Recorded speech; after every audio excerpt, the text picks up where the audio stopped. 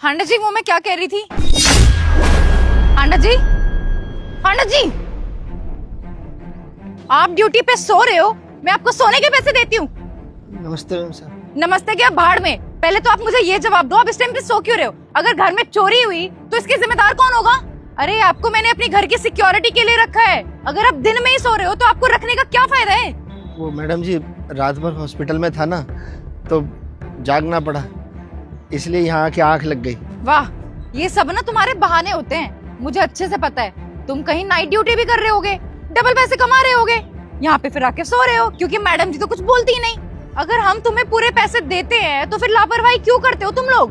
मैं यहाँ घर पे अकेली रहती हूँ, अगर कुछ हुआ तो कौन जिम्मेदार होगा इसका? नहीं नहीं मैडम जी, ऐसे कैसे कुछ हो जाएगा, मैं हूँ ना बाहर। वो तो बस जरा सी आंख लग गई थी मेरी। अच्छा, अभी आंख लग गई थी तुम्हारी? अरे मैंने अपनी आंखों से देखा, गहरी नींद में सो रहे थे तुम। और ये क्या पहना है तुमने? तुम्हारा यूनिफॉर्म कहाँ है? शर्ट तो तुम पहन के आए हो चौकीदार वाली, लेकिन ये नीचे कुर्ते का पैजामा क्यों पहना तुमने? वो मैडम जी, रात को 12 बजे के करीब वाइफ की तबीयत ज़्यादा ख़राब हो गई थी, तो उसको हॉस्पिटल लेके जाना पड़ा। मैं अपना बैग लेके गया था जल्दबाजी में, लेकिन शायद पैंट घर पे रह गई। हॉस्पिटल में कुर्ता पजामा पहन रखा था, तो पजामे के ऊपर शर्ट पहन के ही आ गया। वाह, तुम लोग ना बहुत तेज होते हो, सारे बहाने रेडी रखते हो कि कोई पूछे तो क्या जवाब दे फट से, है ना?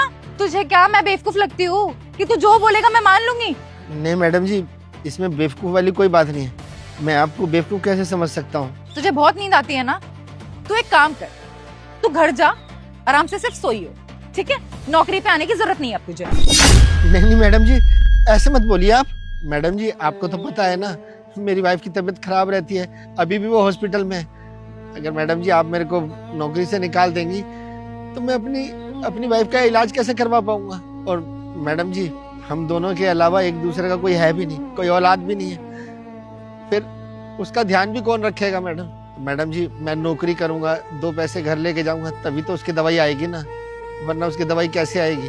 तेरे को मैं अभी की अभी नौकरी से निकाल रही हूँ, जा अपने घर जा और आराम से सोई वहाँ पे। नहीं नहीं मैडम जी, गलती हो गई है, आगे से कभी नहीं सोऊंगा, माफ कर दीजिए मुझे।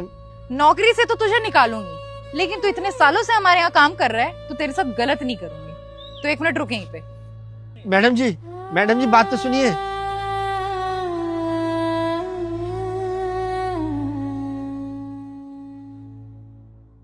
ये पकड़, पूरे 50,000 रुपए। मैडम जी, ये आप इतने सारे पैसे